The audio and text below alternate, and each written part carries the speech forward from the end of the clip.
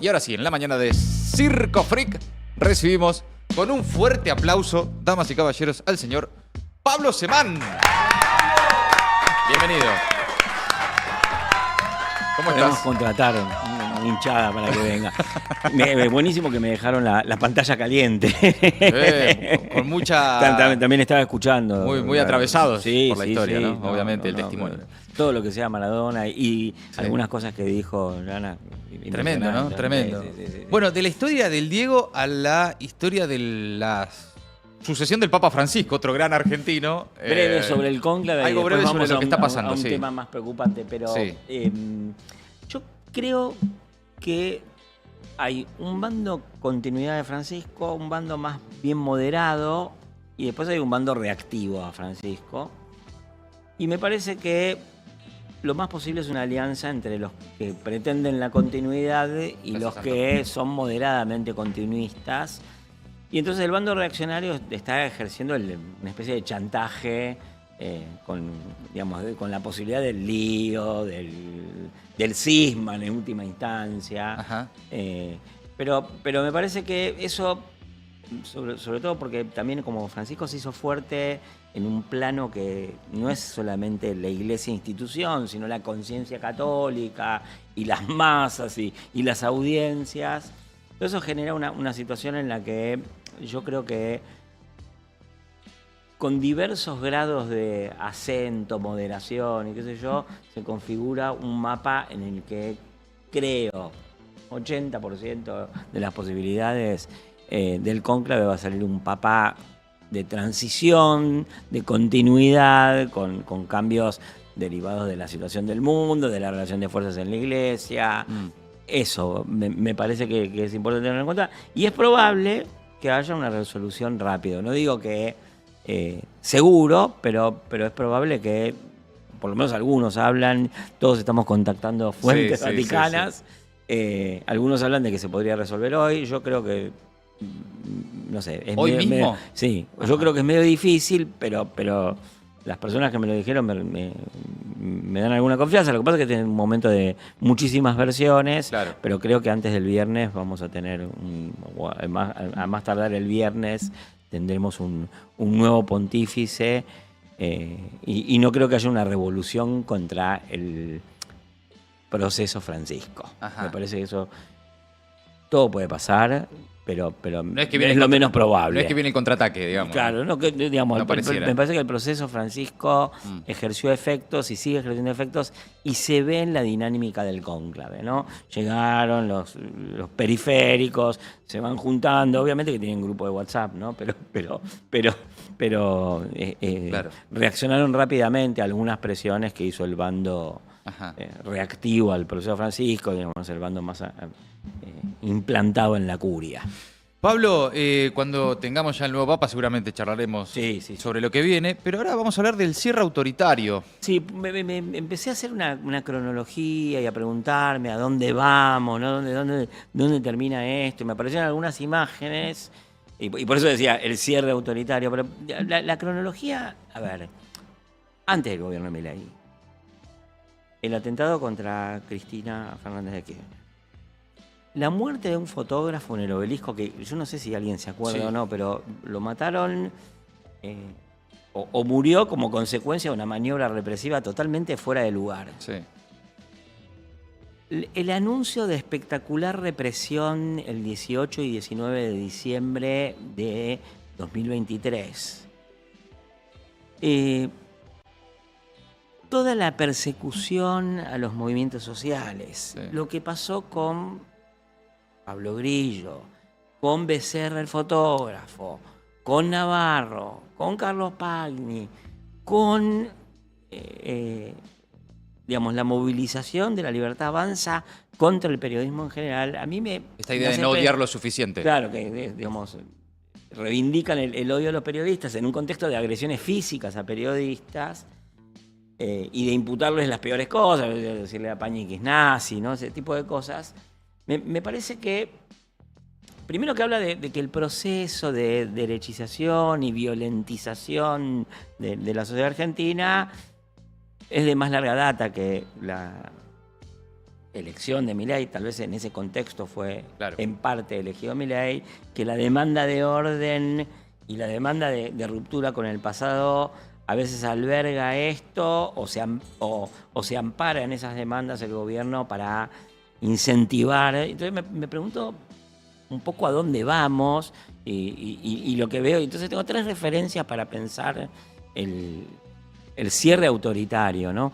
En general, cuando se compara lo que pasa en Argentina con otros espacios u otros momentos, aparece, no sé, la extrema derecha de Europa Occidental, Vox, Meloni, la alternativa para Alemania, aparece el nazismo. Yo creo que hay una imagen horrible, pero más posible, que tiene que ver con lo que algunos autores y después un propio presidente, el presidente de Hungría, llamó la democracia iliberal como su modelo, ¿no? Con un cuestionamiento del liberalismo, donde gobiernan las mayorías, sin derechos para las minorías, sin derechos civiles, sin derecho a la protesta dentro de los derechos civiles, sin separación de poderes, toda esa cosa que yo creo que hay que tener cuidado porque mucha gente dice, no, bueno, el liberalismo. Bueno, el liberalismo político es una cosa importante. Estos tipos están haciendo eso. ¿Y cuáles son los modelos de estos tipos y qué hacen estos tipos? Y bueno, estos tipos hacen cosas que, digamos, represión, ponen presos candidatos opositores que pueden triunfar, sigue habiendo elecciones, sigue habiendo relativa competencia partidaria, sigue habiendo a veces posibilidades de que triunfe la oposición, mínimas, pero a veces muy, muy cercenadas, muy vigiladas. Y cuando llegan las oposiciones, llegan tan débiles que les resulta muy difícil gobernar, porque se implantaron en la justicia, en la seguridad, en las empresas. Bueno, entonces, digo, como se gobierna contemporáneamente en muchos países del mundo. En Turquía, donde ponen preso al principal candidato opositor, que era el que podía ganar. En Hungría, donde ponen preso al candidato opositor que podía ganar. En Polonia, donde gana una oposición de centro a centro derecha y les parece demasiado. En Irán, que digamos uno lo ve por tele, qué sé yo, lo ve por Telesur y digo, bueno, sí, pero ponen 400 tipos presos en un día, matan a alguien. En Venezuela, también diría, perdón, pero es así, ¿no? O en Nicaragua. Y se está poniendo de moda ese estilo iliberal, postdemocrático, en nombre de la crítica al liberalismo. Hay un autor norteamericano que se llama Ackerman, y este es otro horizonte para pensar, que habla y por eso pensaba en el cierre autoritario, de el cambio de régimen constitucional, ¿no? ¿En qué sentido? A ver, no es que reforman la Constitución en la letra sigue siendo la misma. Sí. Pero ¿quiénes son los actores con los que hablan los gobiernos? ¿Cuáles son las prácticas de los gobiernos? ¿Cómo se interpreta la Constitución? Bueno, todo eso empieza a cambiar. A ver, los gobiernos durante los últimos 20 años, hasta el de Milei, hablaban con los movimientos sociales, mal, bien, hacían concesiones, hacían más concesiones, menos concesiones, pero tenían como interlocutor a los movimientos sociales. Bueno, en este momento no los tienen como interlocutores a los movimientos sociales y quiere decir eso que la dimensión social de la democracia corre riesgo, porque acá parece ser que, digamos, la pobreza, el desempleo son culpa de la gente, no de las políticas económicas, ¿no? Entonces, los movimientos sociales son sospechables, sospechosos, hablan solamente con empresarios. Además, le cobran plata a los empresarios para hablar, pero por lo menos con ellos hablan, ¿no? Sí. La doctrina represiva cambió totalmente. Eso es impresionante, ¿no? Porque yo no sé si ustedes están observando, yo como vine de viaje y algunas cosas me impresionan más rápidamente por contraste, el nivel de disciplinamiento que hay, por ejemplo, una cosita muy puntual, en las estaciones de tren de Constitución, de Retiro, de Once. No es que yo esté defendiendo el bardeo por el bardeo, pero hay todo tipo de fuerzas de seguridad. Inclusive yo, que viajo mucho constantemente a La Plata y que tengo como visto muy ese paisaje, hay menos vendedores por miedo a las detenciones arbitrarias y el voceo de los vendedores es mucho más recatado y ni hablar de chistes sobre la situación económica. O sea, eso está como inhibido, coartado. Bueno, eso tiene que ver con el cambio de régimen constitucional, que es qué voces se permiten, qué voces no. Yo creo que en ese contexto entran las agresiones al periodismo y aprovecho para solidarizarme con todos los agredidos, ¿no? Porque es importante reivindicar la posibilidad de la crítica y de la protesta, pero también es importante tomar nota de que esto viene constantemente ampliándose. Yo creo que toda esa cosa de... Está bien, yo no sé si hubo un plan para agredir a Navarro, pero sí, digamos, hubo una autorización para los tuiteros que actuaron contra Pañi, que es el gobierno o aliados del gobierno, que tienen mucha relación con los funcionarios del gobierno, tantean los límites del apriete, ¿no? Y eso es parte de ese cambio de régimen constitucional. Y Vos hablás ahí de un gobierno al servicio del miedo, y además de forma explícita, no es algo que uno necesariamente tenga que hacer un esfuerzo para interpretarlo de esa manera. Sí. Es la línea que baja. Sí, porque, a ver, ahí hay una cosa que yo creo que el miedo se inocula, Claro. ¿no? Quisiera reformular algo que bien dice Juan Grabois, que es que el miedo se contagia y el coraje también. A mí me parece que es una relación tan asimétrica la que hay entre el gobierno y la sociedad civil, y nosotros tenemos que tomar nota de eso porque la gente en situación de subalternidad, de subordinación, tiene más miedo. Siempre la gente tiene miedo. Es increíble lo que le pesa a la gente la autoridad del Estado, y más cuando el Estado se pone vertical y represivo. Entonces, el miedo se inocula y es como un veneno silencioso, porque la gente se autocontiene. O sea, había eso que decía Rodolfo Walsh, ¿no? De romper el aislamiento. Claro. Bueno, el miedo se inocula y aísla y retroalimenta la inoculación. Por eso yo creo que el coraje se contagia, pero también se construye buscando romper los aislamientos, buscando poner en común algunas cosas, porque, insisto, el paisaje de las estaciones de tren también es el del silencio, ¿no? Así que sí, eso es lo que hay que hacer para combatir el miedo, pero que es una práctica consciente, una práctica sistemática, que hay que saber cuán baja está la vara. Y después la otra cosa que me aparecía, ¿no? Como referencia a las democracias iliberales, el cambio de régimen constitucional y el miedo. Y después hay un tipo que es un loco y un psicópata criminal, diría yo, se llama Nick Land, que es un tipo rarísimo porque fue el director de la tesis de Mark Fisher, ese intelectual que por izquierda todo el mundo ama amar, ¿no? Que era el que decía, ¿por qué no podemos soñar con el fin del capitalismo? El postcapitalismo, claro. ¿No? Bueno, y él era uno de esos profesores que, no sé, toma cervezas y drogas con los alumnos, y en uno de esos encuentros, no sé qué viaje tuvo, y se levantó a partir de 2004, 2005, y dijo, no, yo no me reconozco en nada de lo que dije antes, en nada de lo que escribí, pienso otra cosa, ahora vamos a ver qué piensa, pero se hizo como de ultraderecha, y además se fue a vivir a China, ¿no? Y vive ahí.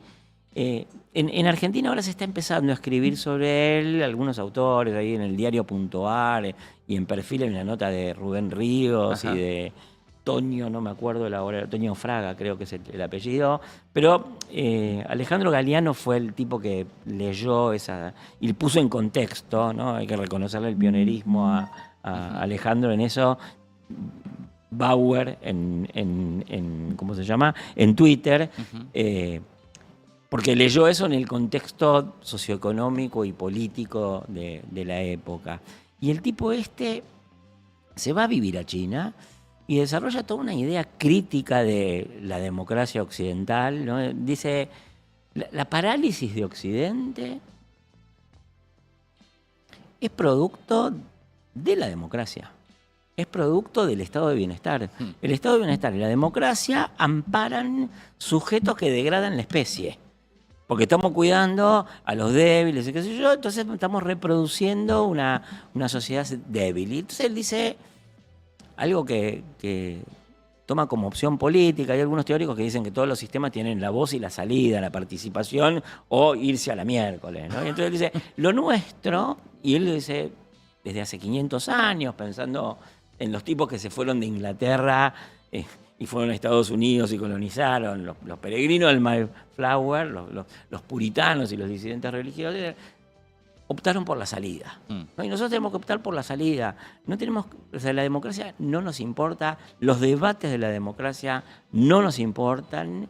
En todo caso, lo que pretende es algo así como la aceleración del proceso en el cual estas cosas, los teléfonos, Sí. las redes, y yo, nos consumen y superar la humanidad, que la humanidad se reabsorba en las máquinas, en la inteligencia artificial, privar a la naturaleza de este cáncer que es la humanidad, y en ese camino, digamos, poner una dura disciplina capitalista, que todo el mundo actúe por incentivos económicos, y el que no pueda, bueno, que se quede afuera, Claro, afuera. que se muera de hambre. Sí, sí.